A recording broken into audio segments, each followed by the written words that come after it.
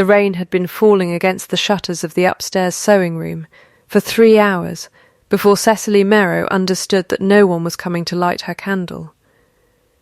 She sat with her cousin Delphine's ivory ball gown across her knees, a hem half turned, her fingers finding the pins by feel now that the light had gone grey, and then blue, and then nearly gone altogether. Downstairs she could hear the particular pitch of her aunt's voice that meant company, and under it, thinner, the clink of the good cups being carried through on the good tray.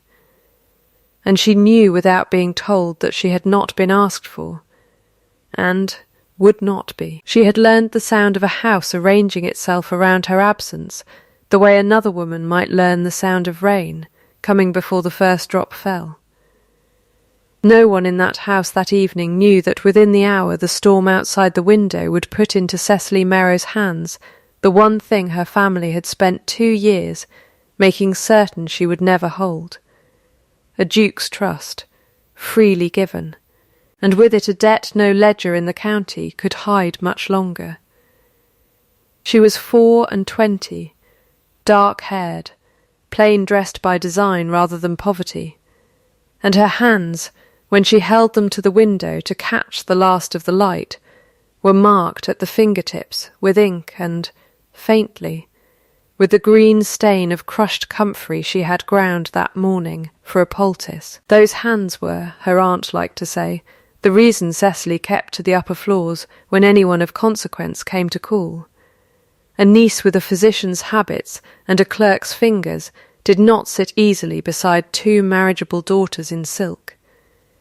She had been told this so many times, in so many soft and reasonable voices, that she had stopped hearing it as cruelty and started hearing it merely as weather, a condition of the house she lived in, to be dressed for and endured. She had just bitten off her thread when the scream came from the drive. It was not a servant's scream, careless and half-laughing over a spilled jug. It had a different shape entirely, short, cut off, followed by the unmistakable drumming thunder of a horse gone past control on wet gravel, and then a silence so complete that Cecily was on her feet and at the window before she had decided to move at all. Below, through sheeting rain, she saw a horse without its rider careening along the park wall, reins flying, and past it. Motionless in the mud where the drive bent toward the gate, a shape that had, until a few seconds ago, been a man on that horse's back. She was already moving before her aunt's voice reached the stairs. "Cecily, Cecily, stay where you are, we cannot have you seen."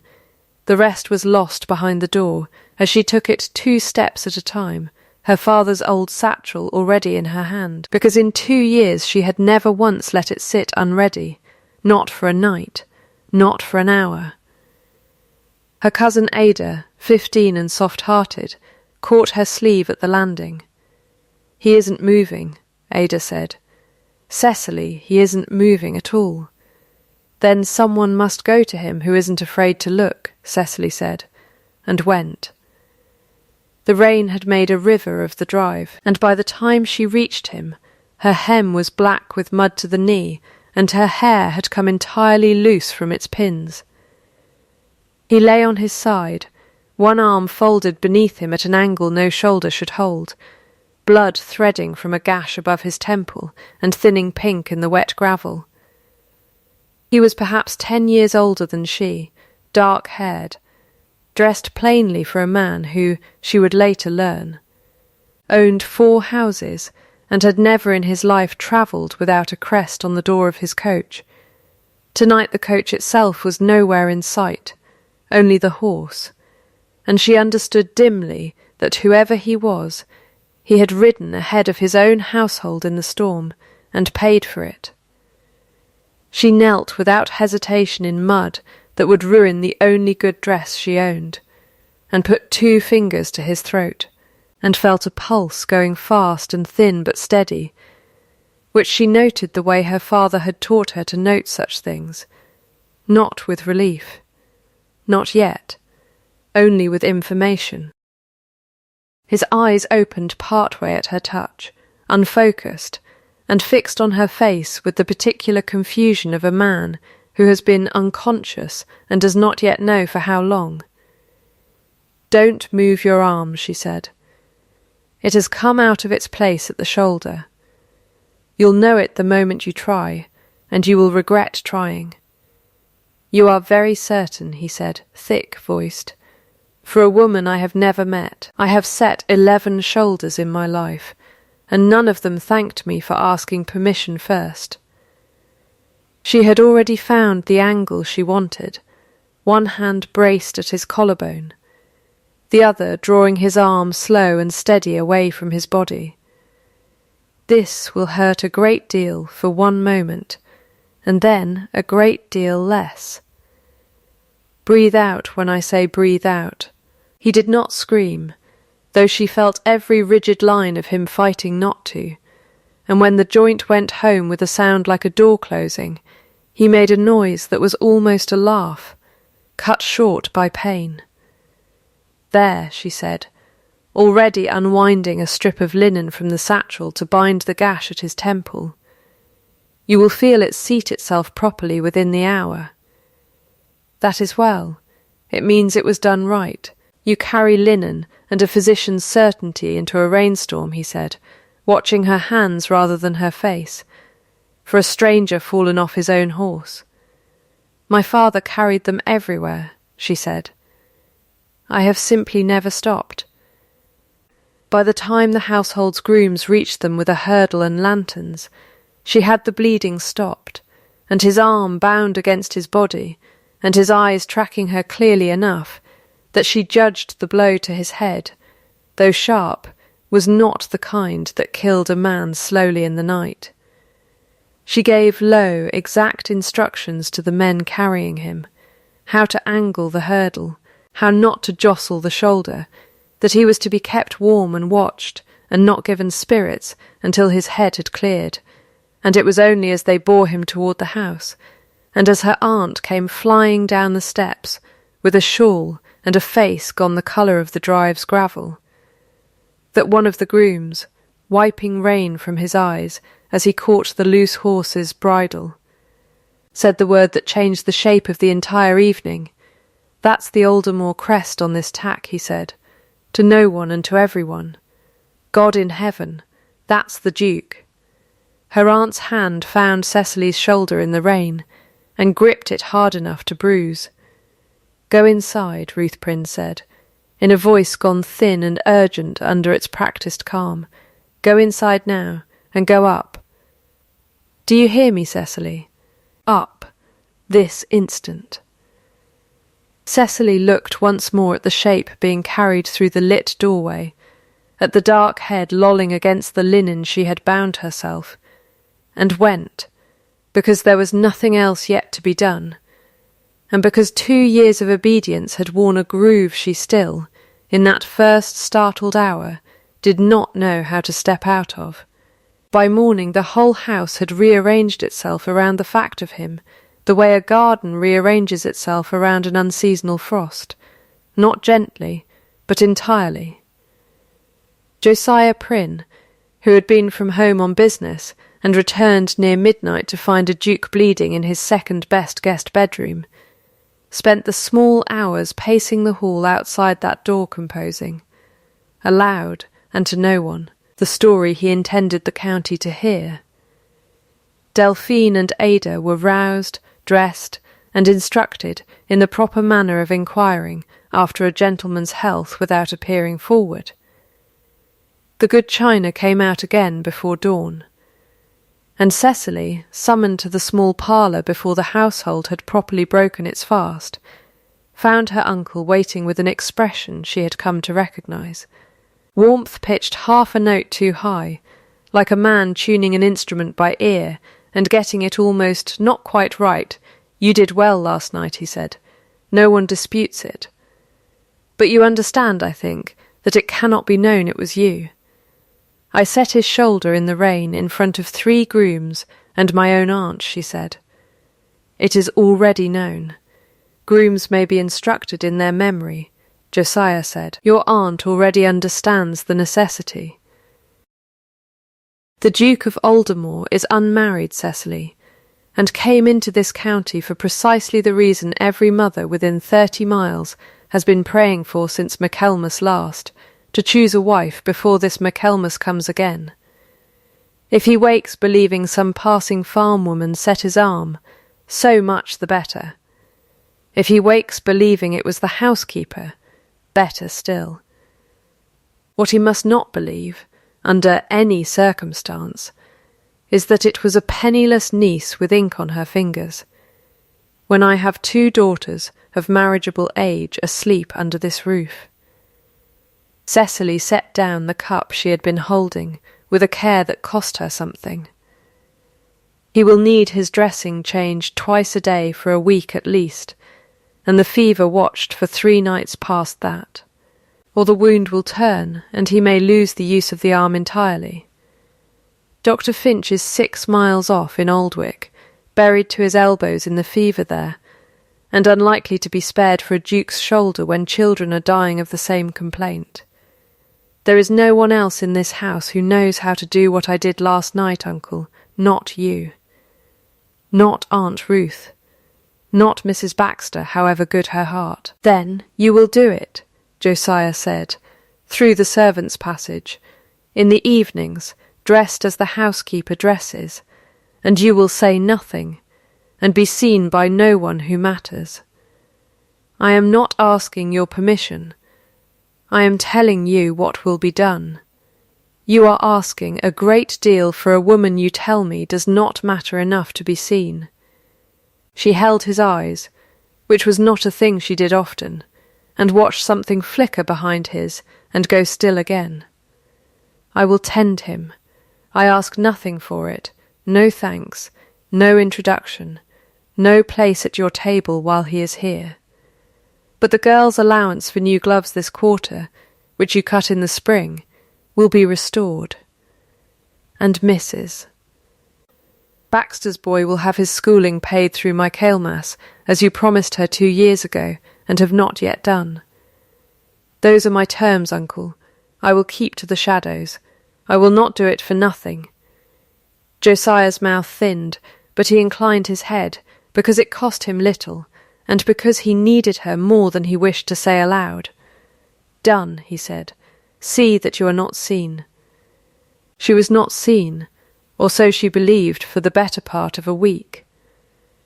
She came to the Duke's room each evening by the narrow back stair, changed the dressing at his shoulder with hands that had done the work 100 times over for villagers who could not pay a physician, sat through the worst of his fever on the 2nd night, with cool cloths and a low, steady voice reading aloud from whatever book lay nearest, because her father had taught her that a fevered mind needed an anchor of sound more than it needed silence. On that 2nd night, deep in the fever, he caught her wrist once, urgently, and said a name that was not hers, and then, quieter, don't let them close the west rooms. He isn't gone if the rooms are still open, and she held his hand until the fever broke toward morning, and never once asked him what he meant, though she did not forget it. By the 4th day his eyes had cleared enough to watch her properly, and he began, in the terse economical way she would come to know as entirely his own, to ask her questions she deflected as gently as she could. He did not press. He was not, she noted with some surprise, a man who pressed at all. He watched, and waited, and let silences run longer than most men could bear to let them run, as though he trusted a thing to reveal itself eventually without his help. What lingered with him after the fever broke, though neither of them spoke of it plainly, was not her face, which he had seen only by low candlelight, but the particular register of her voice giving instructions no one questioned, and beneath everything, faint and persistent as a pressed herb in a closed book, the smell of chamomile and ink. On the 6th morning he woke clear-headed, and asked, with the flat patience of a man used to being obeyed, to see and thank whoever had tended him through the worst of it.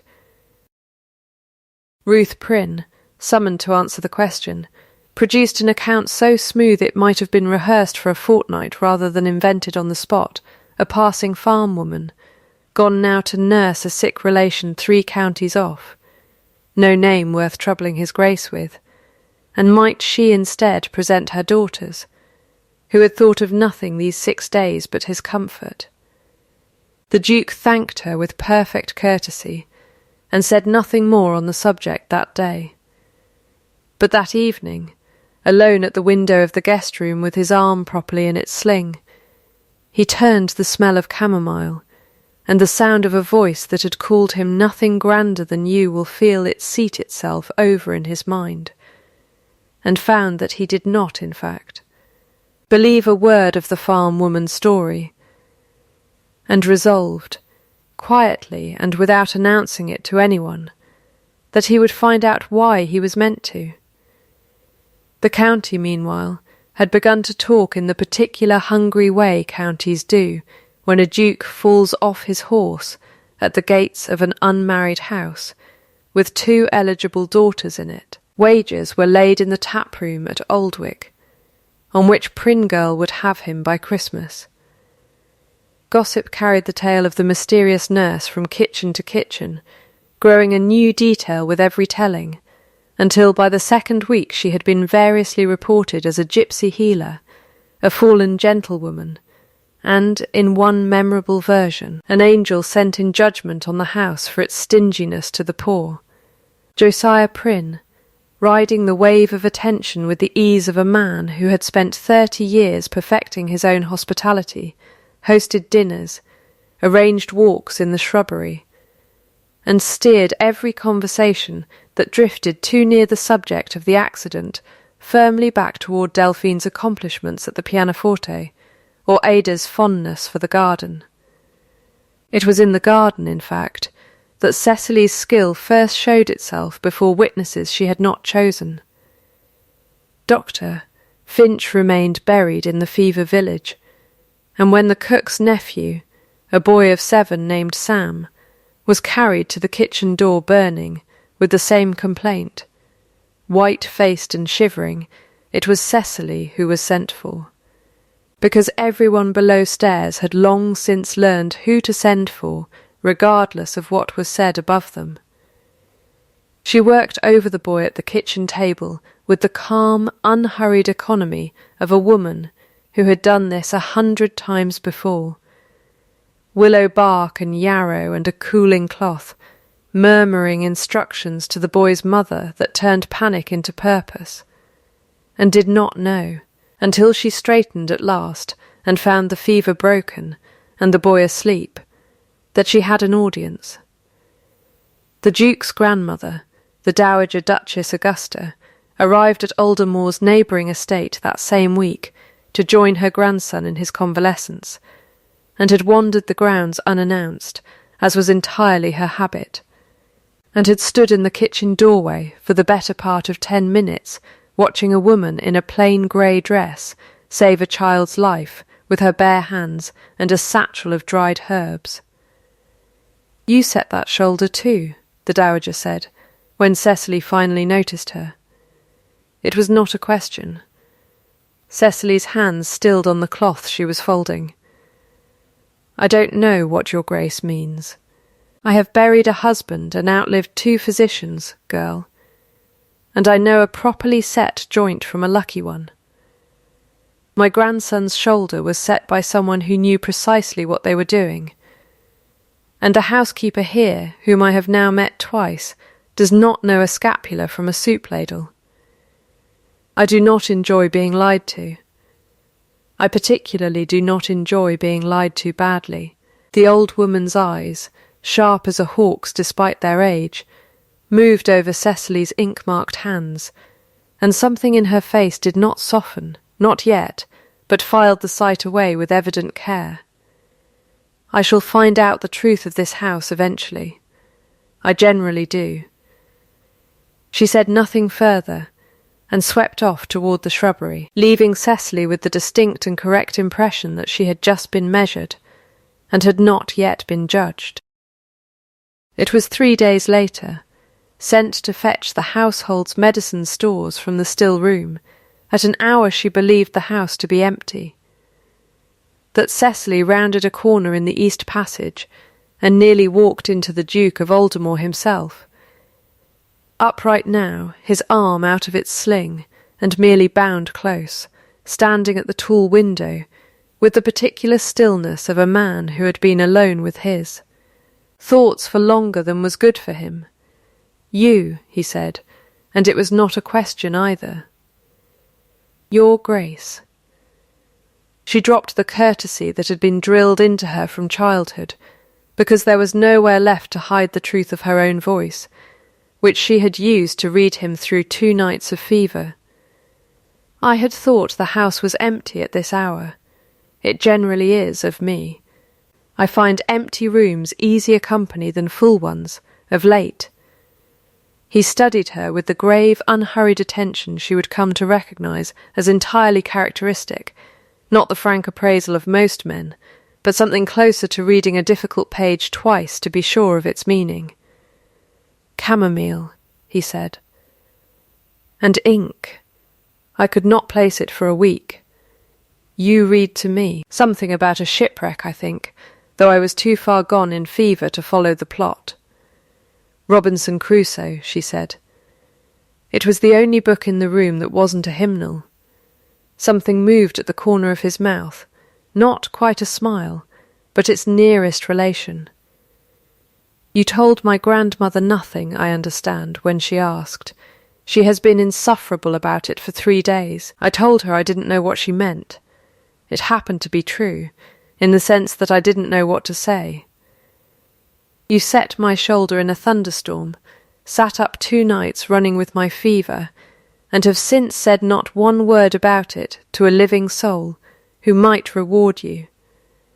Though I am reliably informed you are the poorest relation under this roof, and could use a reward considerably." He said it without heat, almost idly, watching her the way she imagined he watched a difficult account book, for the seam that didn't quite match.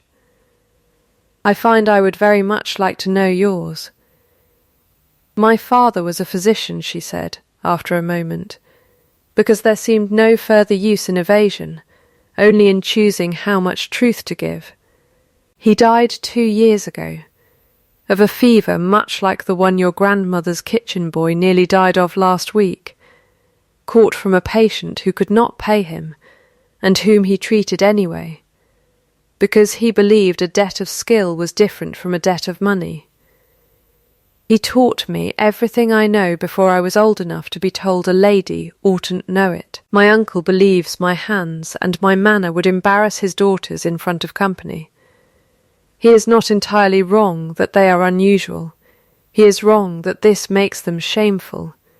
I did not tend you for a reward, your Grace. I did it because you were bleeding in my uncle's drive, and no one else in the house was willing to kneel in the mud to stop it."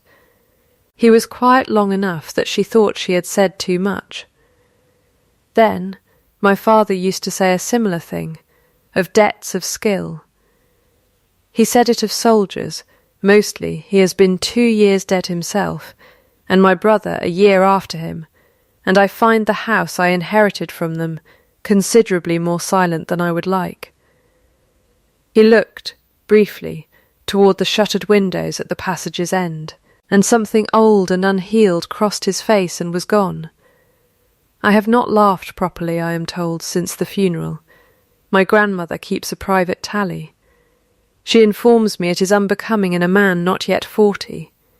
A ledger is a body, my father used to say, Cecily said, before she quite decided to say it. You take its pulse the same way, column by column, patiently, until you find where the trouble sits. Grief is no different. It cannot be commanded shut. It has to be gone through, line by line, or it festers." He looked at her for a long moment, and this time the almost smile completed itself, brief and startled, as though it surprised even him to find it there. "You are a very unusual housekeeper," he said. "I am not the housekeeper," she said. "I am the niece no one wishes you to meet." It was that same week, at a dinner Josiah had assembled with the particular determination of a man laying siege to a fortress, that the humiliation came, dressed as necessity. A dispute had arisen over the household accounts, a discrepancy in the wine merchant's bill that Josiah, flustered in front of his ducal guest, could not resolve, and rather than admit ignorance he sent below stairs for the girl who keeps my books, intending, Cecily understood later, to demonstrate briskly that his household ran on efficient service, and then dismiss her before she could embarrass anyone further. She was cooled down in her plain grey dress, ink still faintly on her fingers, and made to stand at the sideboard and explain, before a table of a dozen guests including the Duke and his grandmother, precisely where £6 4 had gone astray in a column of figures Josiah had not troubled to check in a month. She did not falter. She walked the table through the error in a clear, unhurried voice, found the miss added column in under 2 minutes, corrected it, and returned to her place at the sideboard, without once looking as though she had been asked to perform a trick for company, which was precisely what Josiah had intended, and precisely what she refused to give him. The Dowager Duchess set down her glass with a small, satisfied click, and said, to the table at large, "There.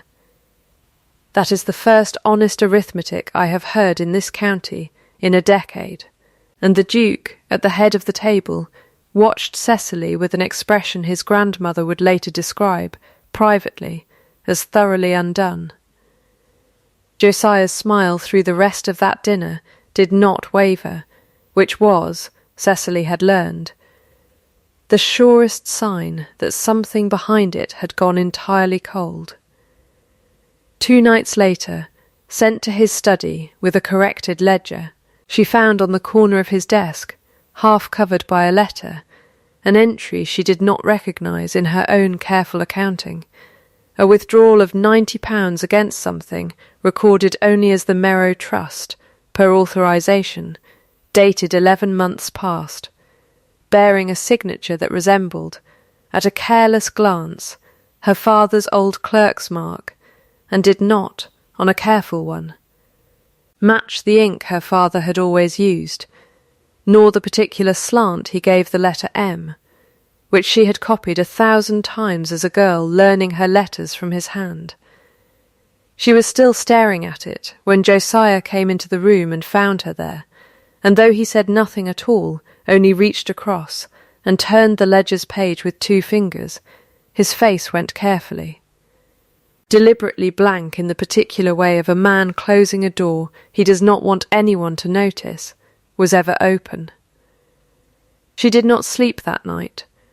She went instead to the small locked chest beneath her bed and drew out the one object in the world she owned outright, her father's own private journal, blue-grey cloth worn soft at the corners, filled with 2 decades of his cramped.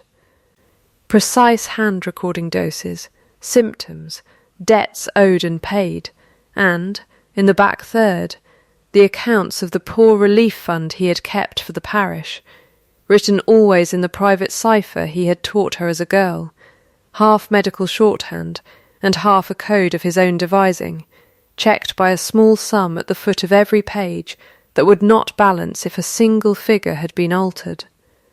She sat with the candle burned low and cross-referenced dates against the strange entry on Josiah's desk. And by the grey edge of dawn she understood.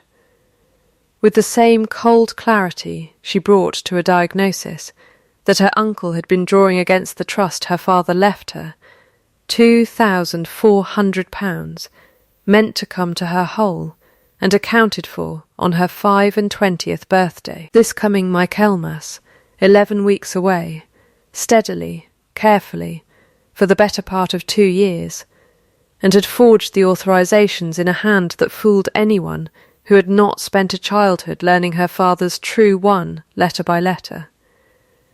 She told no one that week, not even Mrs. Baxter, whose loyalty she trusted, but whose safety she did not wish to risk. She told herself she would wait and ask her questions plainly on her birthday, as a woman grown and entitled to an accounting under her father's own will. She did not yet understand that her uncle, watching her that night with his face gone carefully blank over the ledger, had already begun deciding that she must not be permitted to reach that birthday asking questions at all. It was the laugh, 3 days later, that seemed to decide him. She had brought young Sam, fully recovered, to the kitchen garden to help her gather comfrey, and the Duke, walking the grounds to work the stiffness from his mending shoulder, had come upon the two of them mid-argument over whether a snail counted as vermin or company, Sam solemnly defending the snail's right to the cabbage bed, Cecily arguing with equal solemnity for the cabbage. The Duke stopped to watch, arms folded, and when Sam declared with great dignity that he had named the snail Nelson after the Admiral, and could not in conscience allow Nelson to be evicted, something in the Duke of Aldermore broke open entirely without warning, and he laughed, full, startled, unguarded, a sound Whitlock, the old steward, would later swear on his life he had not heard from his.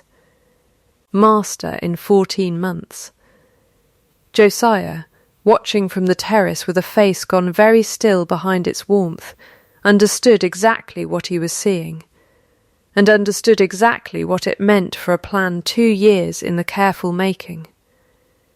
The blow came 4 days later, on a night when the Duke had finally sent word through Whitlock that he intended, formally and publicly, to call upon Miss Merrow to thank her as her due, whatever the family's objections. Josiah moved first. He assembled the household at supper, and before the assembled table, the Duke among them, arrived early and unannounced, exactly the audience Josiah had not wanted and could not now avoid. He produced a household ledger, in which 6 separate small sums, £30 in total, had vanished across the past 2 months, each entry in a hand disturbingly close to Cecily's own careful script, and declared, with tears standing convincingly in his eyes, that his niece, whom he had sheltered from charity out of the goodness of his heart, had been stealing from the family that raised her, likely to fund some scheme of self-advancement he was ashamed even to name aloud in. Present company. I have suspected for weeks, he said, into a silence gone entirely rigid. I did not wish to believe it. I have prayed I was wrong. But a man cannot in conscience keep a thief beneath his roof, whatever the bonds of blood, when his own daughters' reputations are at stake, and I fear, your Grace, she has grown forward besides, in ways I am mortified to have permitted. Toward a guest whose trust she had no right to presume upon, Cecily stood very still at the foot of the table, and understood, with a clarity that felt almost peaceful, that she was watching her own handwriting turned into a weapon against her, and that the £90 vanished from her own trust had just been dressed, cleverly, as £30 she was accused of stealing from everyone else. Those entries are not mine, she said, and you know it, uncle, because you know precisely whose hand made them. Do not make this harder for yourself, Josiah said, not unkindly, which was somehow worse. You will be sent tonight to my late wife's cousin in Fenmarsh, where you may reflect at leisure on the debt of gratitude you have so poorly repaid. The matter need go no further than this room. It went, of course, exactly that far and further, because a duke does not sit silent through an accusation laid across a woman who set his shoulder in a thunderstorm without asking to be paid. But Josiah had planned for speed rather than argument, and by the time the Duke had risen from the table, with a face gone carefully, dangerously calm, a carriage was already waiting. and within the hour Cecily was in it, her father's journal clutched inside her cloak, being driven north into a storm that had begun to gather since dusk, toward a cousin she had never met, in a county 3 days distant, with nothing to her name but the one book that could prove she owned anything at all. The storm broke in earnest past midnight, somewhere on the high road above Aldwick, and the axle of the hired coach, never sound to begin with, gave way in the mud a mile short of the crossroads. Cecily walked the last mile in freezing rain with her satchel and her journal held against her chest, and by the time she reached the lit windows of the Aldwick Almshouse, the very institution her father had once kept alive with his own unpaid labour, and which she had quietly supplied with herbs and remedies for 2 years since, she was soaked through, shaking, and running a fever of her own that the almshouse matron, an old friend of her father's, put to bed at once with the same fierce, unquestioning competence Cecily herself had shown 100 village children. At Aldermore, meanwhile, word arrived by morning that Miss Merrow had fled the county in the night, evidently in shame at being discovered.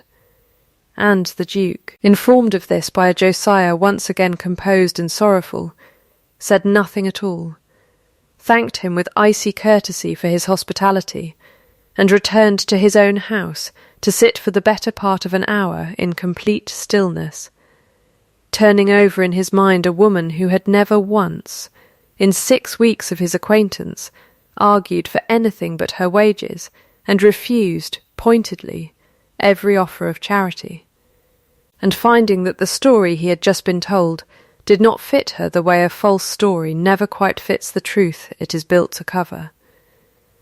It was Peg, the youngest of the Prynne kitchen maids, who broke the silence first. She had watched Cecily be driven away with her own eyes, had heard, 3 nights before, Josiah's clerk Mr. Coyle weeping into his ale at the village inn about a thing he'd been made to sign, that he wished to God he hadn't, and she carried what she knew, at considerable risk to her place, 6 miles on foot through the same storm to Aldermore's kitchen door, where old Whitlock, who had served 3 generations of the family and trusted his own judgment of character above any man's rumour, listened to her account in full, and did not, for one moment, doubt it. What followed took 9 days, and the Duke conducted it with the same unhurried, exacting patience Cecily had once seen him bring to nothing more dramatic than watching a snail.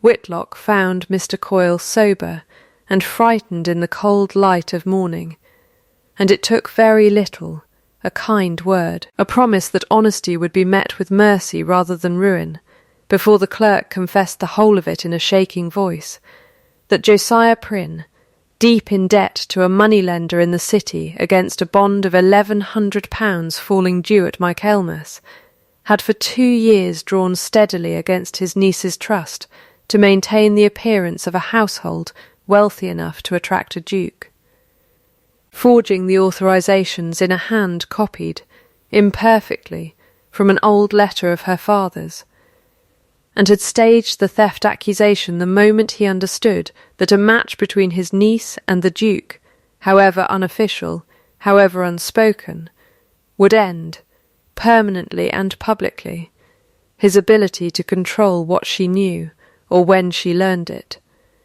The Dowager Duchess, informed of all this over a single furious cup of tea, did not wait for her grandson's opinion before forming her own. "I told you," she said, "that I do not enjoy being lied to.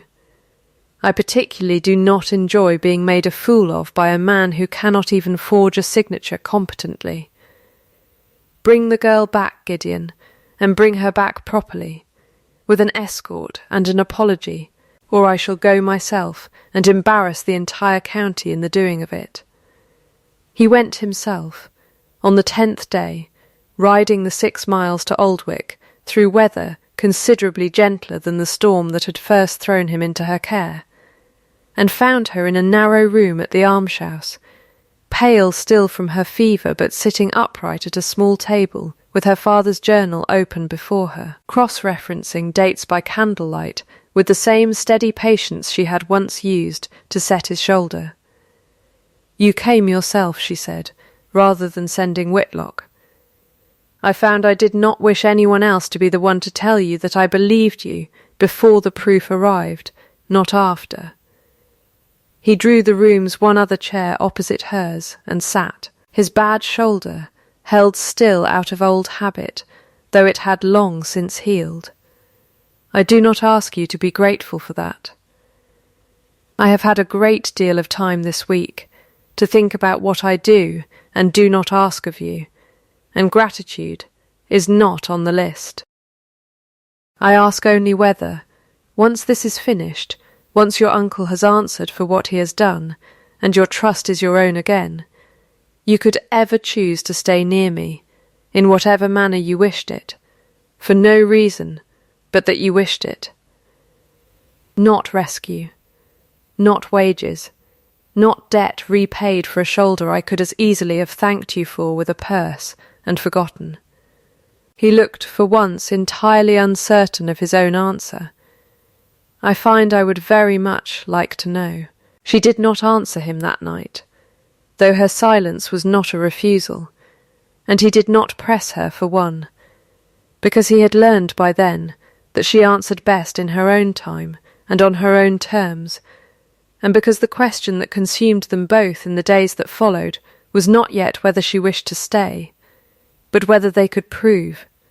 Before Michaelmas came and the bond fell due, and Josiah Prynne found some new means to bury the truth for good, that a dead physician's cipher could still speak louder than a living man's lies. Michaelmas fell that year on a clear, gold-edged evening, and the Dowager Duchess Augusta, who had announced weeks before that she intended to host a gathering the county would remember, filled the great hall at Aldermore with better than 100 guests, candlelight, and an atmosphere of expectation Josiah Prynne mistook, until nearly the last possible moment, for triumph. He had come prepared to see Delphine's engagement announced, his bond quietly settled by an infusion of ducal generosity he had spent 2 years angling toward, and his niece's inconvenient claim to her trust buried under a story of theft and shame no one would trouble to examine further. He had not accounted for the fact that the guest of honour, seated at the dowager's right hand in a gown of plain, well-made blue that owed nothing to charity, was Cecily Merrow herself, restored, composed, and holding in her lap a journal bound in blue-grey cloth that had outlasted every lie built to bury it. The dowager rose first, before the dancing could begin, and asked, in a voice pitched to carry the length of the hall, that the room indulge her in a small matter of household accounting before the evening's pleasures continued. She was old, she said dryly, and had grown fond of watching numbers add up correctly. Josiah, caught between the impossibility of refusing a duchess and the dawning horror of what was coming, could only incline his head and smile his 1 degree too warm smile as Cecily rose, opened her father's journal upon the table set out for the purpose, and began, in the same clear, unhurried voice she had once used over a wine merchant's bill, to walk the assembled county through 2 years of numbers. She showed them her father's true hand, and set beside it the forged authorization from Josiah's desk, and let the room see for itself where the slant of the letter M betrayed the copy. She showed the dates of 6 withdrawals against her trust, each one falling, without exception, within a fortnight of a debt Mr. Coyle brought forward, pale and shaking but resolute, to speak his own confession aloud, could confirm Josiah owed to a city moneylender.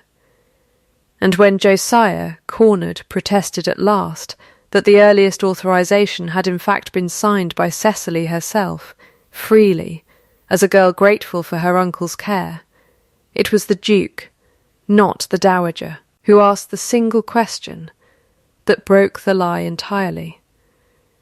The date on that page, he said, quiet in the sudden hush, makes Miss Merrow 13 years old at the time of signing.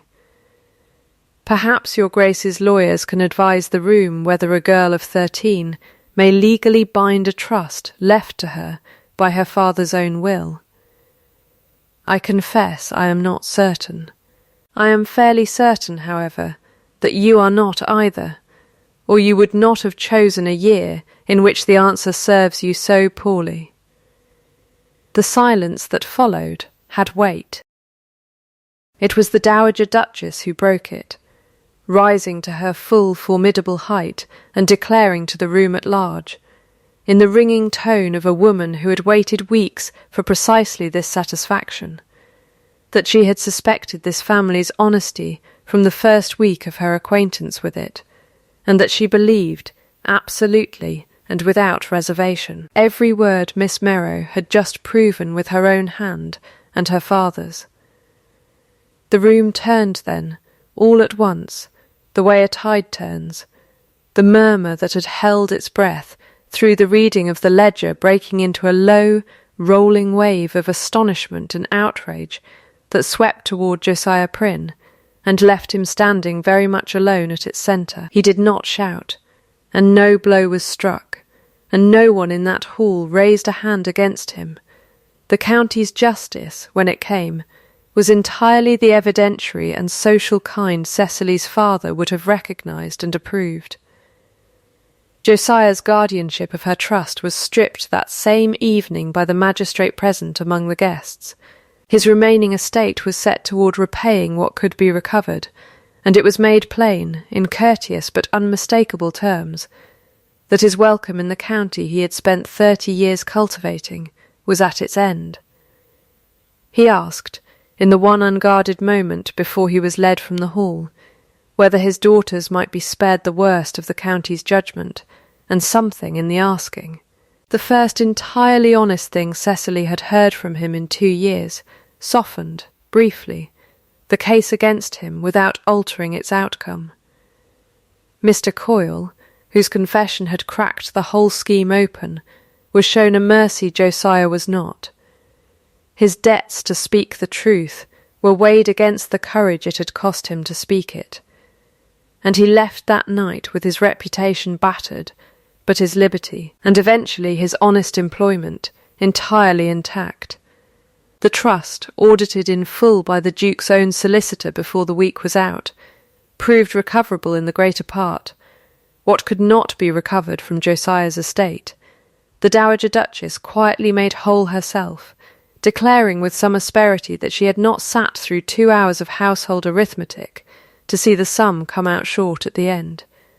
6 weeks later, in a room at Aldermore that had stood shuttered and unused since the deaths of the old Duke and his elder son, the light came flooding in through curtains thrown wide for the first time in over a year. And it was in that room, freshly aired and filled with morning sun, that the Duke of Aldermore formally established, with his grandmother's full blessing and the county's now thorough approval, the Merrow Dispensary, a working infirmary for the parish poor, named for a physician who had died treating patients who could not pay him, and placed, by deed and by his own public word before witnesses, under the sole direction of his daughter, Cecily Merrow, in perpetuity. "I do not offer you this as a gift," he told her, the day the deed was signed, in the small clear voice he used for things that mattered most to him. "A gift can be returned. I am naming, in writing, what you already are, so that no one in this county may ever again pretend not to see it. As for the rest," he paused, and for once in his life seemed genuinely unsure of his footing, "I ask you again. Now that there is no debt between us of shoulders or trusts or rescues of any kind, whether you would choose to stay, not because I saved you a carriage ride, and not because you once saved my arm, only because you wished it. I have spent 2 years," Cecily said, "being kept upstairs, so I would not shame a family that mistook competence for embarrassment. I find I have very little patience left for staying anywhere out of obligation, your grace, even to a duke." She looked at him a long moment, the ghost of her father's dry humour at the corner of her own mouth now. "I will stay because the dispensary needs a directress who knows willow bark from wolfsbane, and because you laugh, now, more than you did, and I find I like being nearby when it happens. Those are my reasons. I offer no others, and I want none in return." "That," he said, "is the first proposal answer I have ever received in the form of an account settled to the last penny. I find I would not have it any other way." Ada Prynne, who had never once joined her father's schemes, and had in fact carried word to Peg on the worst night of all, was welcomed at the dispensary's opening as an honoured guest, and within the year, as its first trained assistant, her gentleness finding at last a use her mother had never thought to give it. Delphine, chastened and humbled, but never proven complicit in her father's fraud, went to live with an aunt in Bath, and wrote, eventually, a stiff but genuine letter of apology that Cecily answered kindly, because grudges, her father had always said, were debts that drew interest against the one who held them. Mrs. Baxter's boy finished his schooling at the dowager's own expense, out of what she called, with a sniff, professional respect for a woman who had once kept better books than her own steward. Peg was given a permanent place in Aldermore's household, and Tam, the stable boy, who had ridden through worse storms than most grown men to carry a message on the strength of his own conviction that Cecily deserved a chance to be heard, was set to train under the head groom, with the promise of a place of his own one day.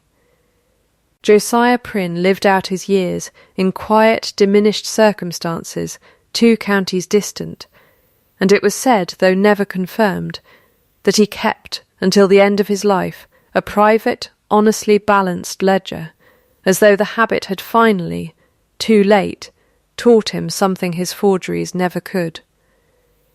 Years later, on an evening when autumn rain came again against the windows of Aldermore, Cecily sat in a room, flooded with lamplight and the noise of a household no longer holding its breath, children's laughter somewhere down the hall, the low murmur of patients waiting their turn at the dispensary 2 rooms distant, her husband's voice raised in easy argument with his grandmother over some trifle neither of them meant to win. She had a hem in her lap that evening too, an old habit she had never entirely given up, and when the rain gathered force against the glass she found herself, for just a moment, back in the small dark sewing room where this had all begun, straining to hear whether anyone downstairs would call her name.